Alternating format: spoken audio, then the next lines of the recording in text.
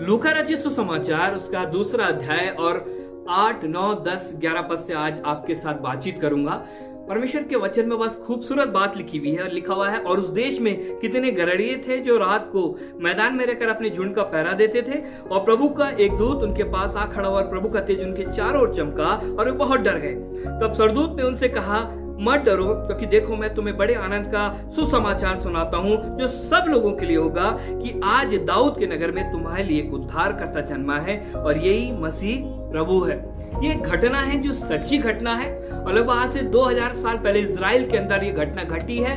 और बाइबल में ये बात लिखी हुई कि कुछ गड़रिये थे जो भेड़ों को चरा रहे थे, शायद झुंड रहा होगा, यहाँ पे जिक्र नहीं है कितने थे, वो हमारा विषय नहीं है, लेकिन मैं आपको बताऊं कुछ थे जो कि झुंडों का पहरा दे रहे थे, और रात का समय था और अचानक से स्वर्गदूत आए और स्वर्गदूत ने इनको कहा कि, और प्रभु का एक दूत उनके पास आ खड़ा और प्रभु का तेज उनके चारों ओर चमका।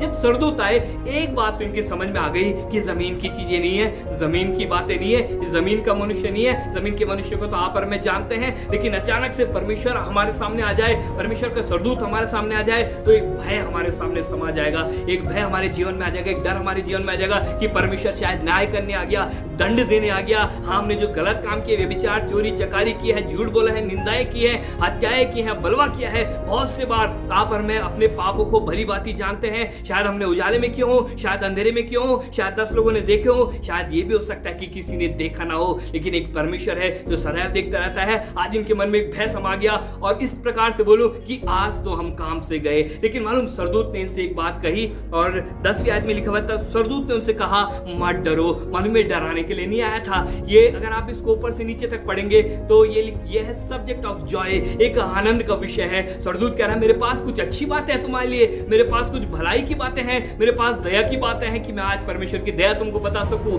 परमेश्वर की करुणा तुमको बता सकूं, परमेश्वर के अनुग्रह के विषय में मैं बातचीत कर सकूं, परमेश्वर का प्रेम जो उसने मनुष्यों से किया है, धर्म जाति समुदाय से नहीं, उस देश इस देश से नहीं, लेकिन बाइबल में लिखा हुआ है 11वीं आयत में, ये सब लोगों के लिए होगा। स्वर्गदूत कह रहा है, मैं आज तुम्हें एक अच्छी बात बताता हूं। और कहने लगा, तब स्वर्गदूत ने उनसे कहा, डरो मत, क्योंकि देखो मैं तुम्हें बड़े आनंद का सुसमाचार सुनाता हूँ। हाँ, ये आनंद का सुसमाचार है, ये भय का सुसमाचार नहीं है। कई बार आप और मेरे जीवन में भय आ जाता है, शायद परमेश्वर को आप और मैं देख लेंगे या समझ लेंगे या जान लेंगे, या परमेश्वर आपको और मुझको दंड देगा, इस प्रकार का भय आपके और मेरे जीवन में आ जाता है। लेकिन स्वर्गदूत कह रहा, नहीं डरो मत। मालूम, ये डर, अगर मैं इस डर के विषय में थोड़ी सी चर्चा करूं, ये अदन की वाटिका में शुरू हुआ था। ये बागी अदन में जब आदम ने पाप किया, गुनाह किया, परमेश्वर के खिलाफ चला, परमेश्वर की बात नहीं मानी, ये डर, ये नंगाई, नग्नता, ये पाप उसके जीवन में आ गया, और बहुत सी बातें उसके जीवन में आ गई, और उसका जीवन परमेश्वर से अलग हो गया। वो इसलिए नहीं बनाया गया था कि परमेश्वर से अलग हो,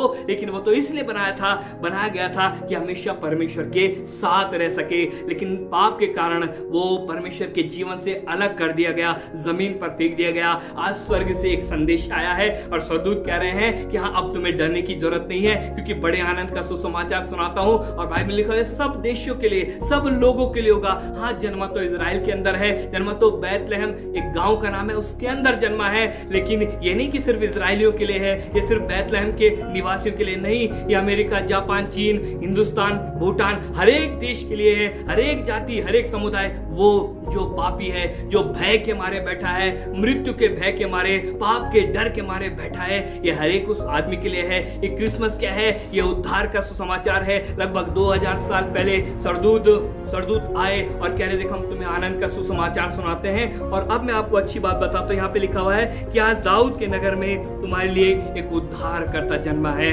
हाँ, एक स्थान है बैतलहम, वहां पे उद्धार करता जन्मा है, लेकिन वो भारत का भी है। हाँ, वहां पे उद्धार करता जन्मा है, लेकिन वो चीन का भी है, वो जापान का भी है, वो अफगानिस्तान का भी है, वो ब्रिटेन का और अमेरिका का और इंग्लैंड का, वो सारे जगत का है।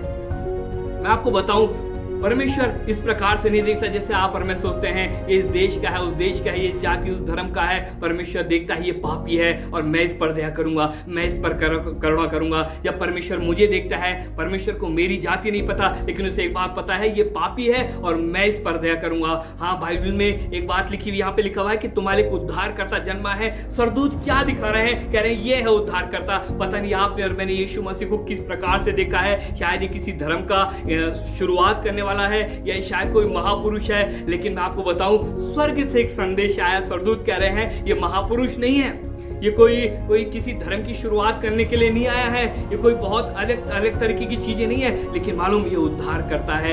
ये वो नहीं है जो मार्ग बताने वाला है, लेकिन ये मार्ग है। बाइबल लिखा हुआ यीशु मसीह कहते हैं मार्ग, सच्चाई और जीवन मैं हूं। हम मार्ग दाता बहुत हो सकते हैं, मार्ग दिखाने वाले बहुत हो सकते हैं, लेकिन उद्धार करता, मोक्ष देने वाला उद्धारक एक ही है, और वो है यीशु मसीह। आपने यीशु मसीह किस प्रकार से देखा? पापों का क्षमा करने वाला यीशु मसीह। हाँ, आज स्वर्गदूत कह रहे हैं ये है जो पापों को क्षमा करेगा, ये है जो संबंध अदन की वाटिका में खराब हो गए थे दोबारा से बना देगा, ये है जो भय अदन की वाटिका में शुरू हुआ था सलीब पर तुम्हारे भय को खत्म कर देगा। हाँ, ये जो तुम मृत्यु के भय के मारे, डर के मारे बैठे हुए हो, ये तुम्हारे भय को, तुम्हारी निराशा को दूर कर देगा। जो तुम परमेश्वर से दूर बैठे हो, ये परमेश्वर से तुम्हारा मेल मिलाप करा देगा।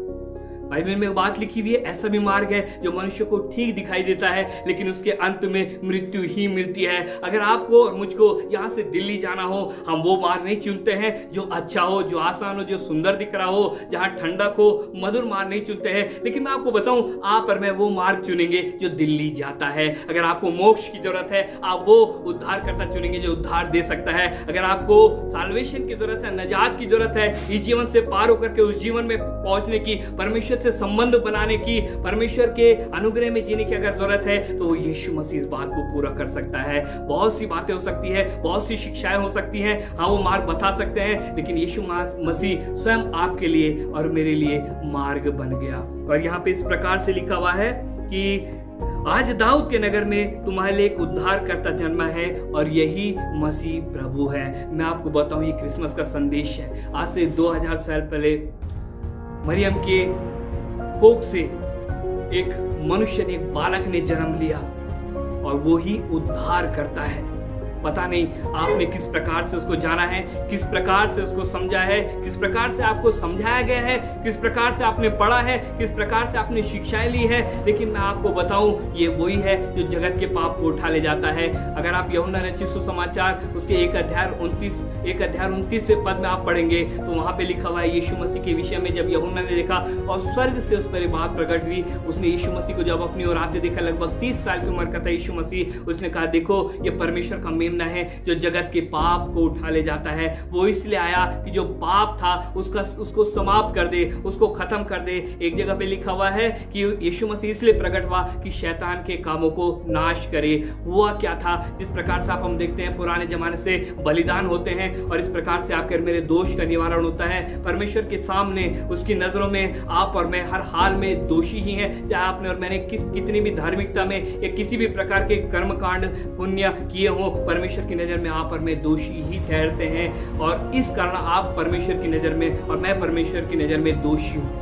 लेकिन जब यीशु मसीह आया तो उसने सलीब पर अपने बलिदान के द्वारा आपका और मेरा दोष का निवारण कर दिया। स्वर्गदूत कह रहे हैं डरो मत, तुम दोषी हो डरो मत, तुम भयभीत हो डरो मत, तुमने पाप किया है डरो मत, लेकिन मैं तुम्हें आनंद का सुसमाचार सुनाता हूं कि आज तुम्हारे पापों से तुम्हें बचाने वाला पैदा हो गया है, तुम्हारे पापों से तुम्हें मुक्ति देने वाला, उद्धार देने वाला, तुम्हारे दुख से, तुम्हारी निराशा से, तुम्हारे उस खराब संबंध से, तुम्हारे संबंध को ठीक करने वाला पैदा हो गया है, तुम्हारे घने गाढ़े लाल रंग के पापों से तुम्हें मुक्ति दिलाने वाला उद्धारकर्ता पैदा हो गया है। मेरी दुआ है आज आप और मैं इस क्रिसमस पे इस प्रकार से यीशु मसीह को देख सकें। आज देखा तो बहुतों ने था उस बालक को पैदा होते हुए, समझा तो बहुतों ने था, लेकिन मालूम स्वर्गदूत ये कह रहे हैं कि ये उद्धार करता है, इशारा करे। एक दिन यीशु मसीह एक बात कहने लगे और कहने लगे कि तुम शास्त्रों में, धर्म ग्रंथों में ढूंढते हो, और ये धर्म ग्रंथ वही हैं जो मेरी गवाही देते हैं। हाँ, शायद धर्म ग्रंथ में हम उद्धार ढूंढ रहे हैं,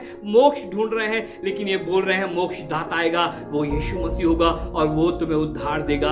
हर एक शास्त्र, हर एक चिन्ह, हर एक बातें यीशु मसीह की ओर इशारा कर रही हैं कि इसको जान करके तुम इस जीवन से पार हो जाओगे, शाश्वत जीवन तक पहुंच सकते हो, उद्धार को प्राप्त कर सकते हो। मेरी दुआ है परमेश्वर आपके मन की आंखों को खोले, आपके मन की आंखें ज्योतिर्मय हो और आप उस एक मात्र उद्धारकर्ता को जान सके। मैं आपके लिए प्रार्थना करना चाहता हूं। प्यारे पिता, मैं दुआ करता हूं, प्रार्थना करता हूं हर एक उस सुनने वाले के लिए प्रभु, जो आज खुदावन तेरे वचन की गहरी बातों को सुन रहा है, तेरे भेद की बातों को सुन रहा है प्रभु। पिता, तू अनुग्रह कर पिता, और हम सब के मन की आंखें खुल सके प्रभु, हमारी बुद्धि और समझ अकल खुल सके प्रभु, कि प्रभु हम स्वर्गों से तेरे उस उपाय पर दृष्टि कर सके जो तेरे हर एक डरने वाले के लिए, भयभीत होने वाले के लिए, हर एक उस शख्स के लिए जो मृत्यु की दशा में बैठा है उसके लिए प्रभु जो तूने इंतजाम किया है प्रभु, प्रावधान किया प्रभु। हाँ प्रभु, हम जान सके, समझ सके तेरे इंतजाम को प्रभु, और प्रभु इस क्रिसमस के अवसर पर प्रभु